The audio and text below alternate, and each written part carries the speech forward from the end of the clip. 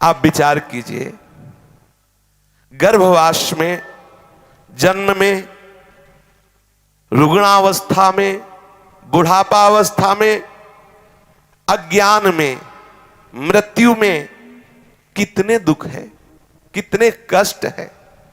आप कभी विचार करते हैं कि ये मनुष्य जीवन दुखालयम भगवान ने कहा इस मृत्यु लोक को, तो तुम केवल भोगों को भोगते हुए सुख का अनुभव करना चाहते हो, कैसे आप इन महान दुखों से बचोगे। आप विचार कीजिए, मल के द्वारा ढके हुए गर्भ में अत्यंत सुकुमार शरीर से युक्त होकर जब हम थे, तो वहां बहुत छोटे छोटे कीड़े अंदर गर्भ में होते, छोटे छोटे कीड़े, वो उसको काटते हैं। वो जेर से लिपटा हुआ वो अत्यंत कोमल शरीर वाला बच्चा, माता को उस समय खाने की रुचि होती, खट्टा खाए, कड़ुआ खाए, क्योंकि उसकी त्वचा को जाके जलाएगा, उसे भोग भुगाना है। उसको उसकी जिह्वा में मांग होने लगती, मैं खट्टा खाऊं, तीखा खाऊं, चरफरा खाऊं। गर्मा गर्म, तीखे, कड़वे, खट्टे, इन पदार्थों के द्वारा उसके शरीर को भयंकर जलन होती है। हाथ पैर पूरी तरह वो फैला नहीं सकता, क्योंकि कुंडलाकार होता है, कुंडलाकार ऐसे घृणित पदार्थों के बीच में कुंडलाकार छोटे छोटे कीड़ों से काटा जाता है, और खान पान की जो सामग्री विपरीत हुई उससे उसकी त्वचा में बड़ी जलन होती है। श्वास भी ठीक से नहीं ले सकता। पूर्व जन्म के कर्मों का उस समय स्मरण करता और पुकार उठता है, प्रभु एक बार मुझे अवसर दे दो, मां के गर्भ से निकलने का एक बार अवसर दे दो। भगवान उसे ज्ञान शक्ति उस समय देते हैं। वो विचार करता, अनेक जन्मों के कर्म उसे दिखाई देते हैं, कांप जाता है, प्रभु एक बार अवसर दे दो, मैं बस जन्म लेते ही आपका भजन करके इन समस्त कर्मों का नाश करके आपकी प्राप्ति करूंगा। भगवान की अहेतुकी कृपा होती है। मल मूत्र शुक्र रुधिर में लिपटा हुआ वो बच्चा प्राजापत्य नामक वायु से प्रेरित होता है। श्रुति नामक वायु उसे धक्का देती है और वो मुख नीचे किए हुए बड़ा कष्ट सहता हुआ माता के योनि द्वार से बाहर निकलता है, बड़ा कष्ट सहता हुआ। जन्मत मरत दुशाह दुख होई।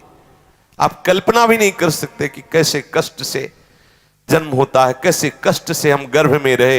ये माया की चाल है, ढक देती है, वो ज्ञान प्रकाशित नहीं हो पाता।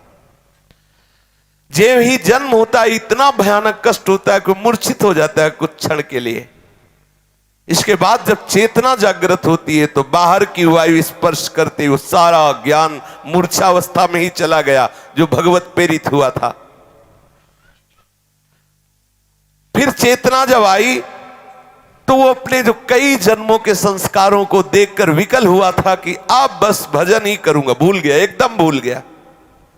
कहां कहां कहां वो जो ज्ञान था, वो जो आनंद था, वो जो संकल्प था, वो कहां गया। जैसे कांटों से बिधा हुआ कोई कृमि तड़पता है, ऐसे वो घृणित पदार्थों के बीच में कृमि की तरह छटपटाता होता है। उसे उठाते हैं, बच्चा हुआ, आनंद मनाते हैं जगत में। उसको करवट बदलने की भी सामर्थ्य नहीं है अभी।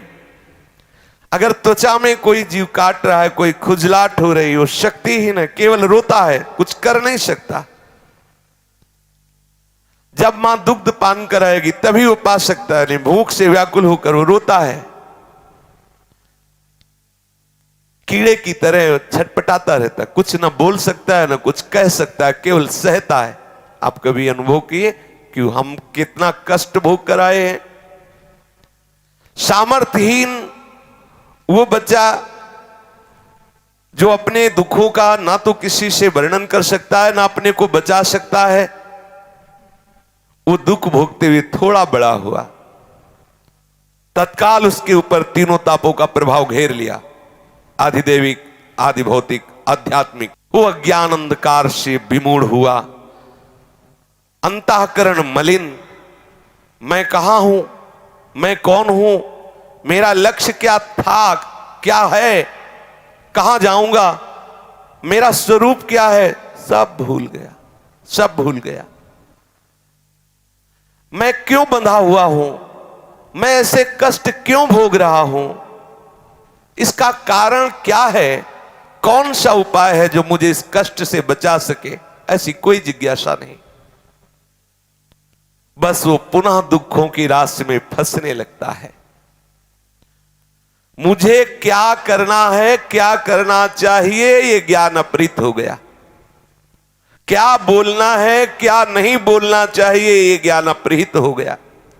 क्या धर्म है, क्या अधर्म है, कौन से मार्ग का अवलंबन करना चाहिए, कौन से मार्ग का निषेध है, ये सब बातें भूल गया। क्या कार्य दोष युक्त है, क्या कार्य निर्दोष है, विवेक शक्ति खो गई। अनेक चिंताओं से ग्रस्त यौवन अवस्था को प्राप्त हुआ। मदांध, जो मन में आया वही कर रहे। शिश्न और उदर की परायणता, केवल जीव का स्वाद और जनेन्द्री का स्वाद, दो ही लक्ष्य रह गए। पशु सदृश मूढ़, वो फिर भूल गया कि वही कर्म कर रहे हो जिससे पुनः तुम्हारी दुर्गति होगी। अज्ञानवश नाना प्रकार के भोगों का अपने को स्वामी मानकर भोगता है। मैं बलवान, मैं बुद्धिमान, मैं ऐसा, मैं तमोगुण बढ़ने लगा, स्वभाव विपरीत जा रहा है, जड़ता उत्पन्न हो गई। अज्ञान, शास्त्र की बातें रुचती नहीं, सुहाती नहीं, और प्रतिकूलता की बातें आ गई। प्रमाद की हद हो गई। जो शास्त्र कहता ठीक उसके विपरीत आचरण, प्रमाद। अब वो ऐसे कर्म आरंभ करता है जिससे उसको भोग मिले, भोग सामग्रियां मिले, वो चाहे शास्त्र विरुद्ध हो, चाहे हिंसात्मक हो, चाहे जितना निंदनीय कर्म हो। जड़ता से युक्त हो गया, जड़ता। ये शरीर से अहम कर लेना, यही जड़ता है। वो ऐसे कर्म करने लगता है कि उसे नरकों की प्राप्ति होती है। अरे मूर्खता का त्याग करो। ये लोक परलोक के विवेक से शून्य होकर केवल पशुता से युक्त हो गए। अज्ञान जनित यौवन अवस्था में ऐसे ऐसे भयंकर अपराध करता है मनुष्य, पूछो मत। भयंकर अपराध, आज ऐसा किया जाए, आज ये पाया जाए, चलो उसको काटो, आज ऐसा किया, उसको खाया जाए, ऐसा किया जाए। उसको पता नहीं है कि तुम जिन कर्मों को कर रहे हो तुम्हारे लिए कितना घातक कर्म होगा।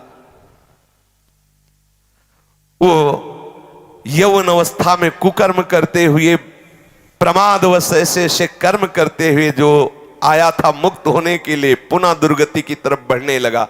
अब भयंकर रोग आने लगे, रोगों से ग्रसित शरीर जर्जर होने लगा, शिथिल होने लगा, दांत गिर गए, मांस ढीला हो गया, स्नायु नाड़ियां ढक गई, आंखें धस गई, नशा हिरन हो गया, जवानी का उतर गया। अब क्या करे, कर्म ऐसे हो गए कि बड़बड़ाते रहो, भजन नहीं होगा, ठाकुर का चिंतन नहीं होगा। अब नाक बह रही, नाक पोंछने की भी ताकत नहीं रह गई जो भुजाएं ठोकते थे।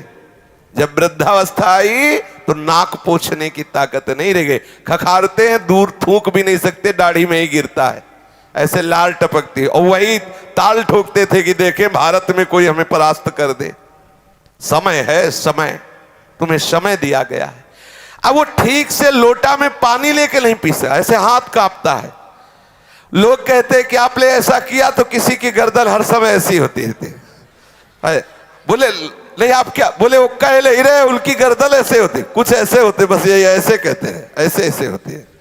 बोले अब वो संभालना चाहते कि हम नहीं कहे, लेकिन ऐसे ऐसे हो रही गर्दन, क्योंकि शरीर में कंपन लो, हड्डियां कमजोर हो गई, जरा सा ठोकर लगी, गिरे, बोले टांग टूट गई, ये टूट गया, वो टूट गया, कुबड़ा हो गया शरीर। जठराग्नि मंद हो गई, आहार कम हो गया, शरीर की समस्त चेष्टाएं शिथिल होने लगी। पर विषयी मन उस समय भी वैसे ही विषय चिंतन में बावरा हो रहा है, फिर भी होश नहीं आ रहे। अरे अब तो राधा बोलो, अब तो कृष्ण बोलो, अब तो हरि बोलो। अब वो उठना बैठना सोना जागना चलना फिरना शौच स्नान खाना सब उसके लिए दूभर हो रहा है। कोई दूसरा खबर, हाथ नहीं काम कर रहा, दांत है नहीं तो दांत काम नहीं कर रहा, बोले नए लगवा लेंगे। कब तक? हाथ नहीं काम कर रही, अब नए लगवाओ हाथ।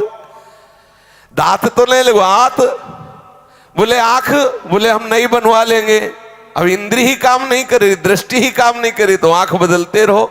जब आपकी नेत्रेंद्री काम नहीं करेगी तो ऊपर नेत्र गोलक बदलने से थोड़ी। अब हमेशा बैठा हुआ है, लार बह रही है ऐसे। बोले बाबा, हाँ बाबा आंख खोले। अब उनको बहुत कान पे बोलो तब सुनाई देता है, क्योंकि भगवत चर्चा नहीं सुनी तो श्रवणेंद्रिय ने कहा अब हम सुनना बंद करते हैं। अब कान के पास बुला रहे हैं, वो बोल रहे हैं कुछ, वो समझ रहे हैं कुछ, वो बोल रहे कुछ, वो समझ रहे। घर वाले गाली दे रहे, दिमाग खराब। कौन उसके पास जाए? जाओगे तो एक तो गंध आती है और लार बह रही, कहो तो कुछ सुनता नहीं, ये बुढ़ा मर भी नहीं जाता। ऐसे बोलते हैं। ऐसे इंद्रियों पर कभी अधिकार नहीं किया, सदा इंद्रियों के अधीन होकर पापाचरण करता रहा, फिर पहुंच गया मृत्यु के समीप। फिर गया। जिस महान दुर्गति से बचने के लिए हरि ने अवसर दिया था, फिर वहीं पहुंच गया। चूक हो गई। अब उस समय उसको जितने उसने पाप किए, भोग भोगे, वो सब एक साथ आकर्षित करते, ध्यान रखना, आकर्षित करते हैं। एक शब्द उच्चारण नहीं कर सकता, हृदय थर थर कांपने लगता है, श्वासों में कफ रुक जाता है, श्वासों में जाके अरे बहुत दुर्गति होती है, कफ रुक जाता है, ना तो नींद ले सकता है ना तो भूल सकता है। कितने कितने भयानक कष्ट उसके ऊपर। स्त्री पुत्र नौकर चाकर सब उसकी अवहेलना करने लगते। वो बोलना चाहता, सुनो हमें प्यास लगी है, वो निकल गए, पास से निकल गए। बहु बेटे जिनको उसने बहुत प्यार से पाला, जिनके लिए अधर्म करके धन एकत्रित कर लिया, वो वहां नाश्ता पा रहे हैं कई तरह के पदार्थ, और वो देख के ललचा रहा है। अगर कुछ बोले तो डांट खाए। और क्योंकि अब वो कहते हमको भी ना, बोले हमें तो ड्यूटी में जा, पड़े पड़े खांसता रहता, पा लेना कभी तू पा लेना, और अवहेलना करके निकल जाते हैं। और आजकल तो बहुत बढ़िया कृपा हो गई, घर में ही नहीं रखते, अनाथालय में छोड़ाते हैं, वृद्धाश्रम में जाके कुछ रुपए जमा किए और ये ले अब कूड़ा करकट वहीं जमा करो। बेकार शोभा बेकार होती घर की। जो भगवत स्वरूप वयोवृद्ध हैं, जिनकी सेवा करना हमारा परम धर्म है, उनको हम अनाथालय में भेज देते हैं। हाँ, क्यों? अब हमारी सो खराब होता है ना, दरवाजे में बैठे खांसता रहता है, थूकता रहता है। वीआईपी लोग हमारे मित्र हैं, ये वहीं तुम भी पहुंचोगे, वीआईपी वहीं पहुंचोगे। जो तुम अपने माता पिता बुजुर्गों का अपमान कर रहे हो, ठीक आप अपने लिए इंतजाम कर रहे हैं, अपने लिए इंतजाम कर रहे हैं। आहार विहार की भारी अंदर तृष्णा, बाहर कुछ है नहीं। परिवार के लोग डांटते हैं। हाँ, ये जवान बच्चे बूढ़े माता पिता को ऐसे डांटते हैं जैसे कोई बहुत घृणित नौकर से बात करता है। ऐसे चुप रहे, ऐसे डांट देते हैं। वो माता जिसने अपना वक्षा स्थल का दूध पिलाकर उसे बड़ा किया, जिसने उसे मल धोया, जिसने उसने अपने प्राणों की तरह पोषण किया, ठीक ऐसा जवाब देता है वही बालक जवान, उसका हृदय विदीर्ण हो जाता। मैंने तो आशा की थी ये कभी प्यार से और कभी पास बैठकर उनसे बात भी नहीं करता। वो भयंकर क्लेश में जलता है। जो जो उसने कर्म किए वो कर्म उसके ऊपर हावी होते हैं। अब लंबी लंबी सांस ले रहा, असमर्थ हो गया, कोई उपाय नहीं दिखाई दे रहा। मृत्यु काल का समय आ गया। अब उसका दम घुटने लगा, शरीर कांपने लगा, बार बार मूर्छा होने लगी। ऐसी अवस्था में उसका चिंतन फंसता है, मेरे धन का क्या होगा? ये सब वो भोगेंगे जिनके लिए मैंने सब कमाया, वही मुझे गाली दे रहे हैं। ये धन भोगेंगे, मेरा धन भोगेंगे। वो चिंतन कर रहा पड़े पड़े, मेरे पीछे ये मेरी स्त्री कैसे रहेगी?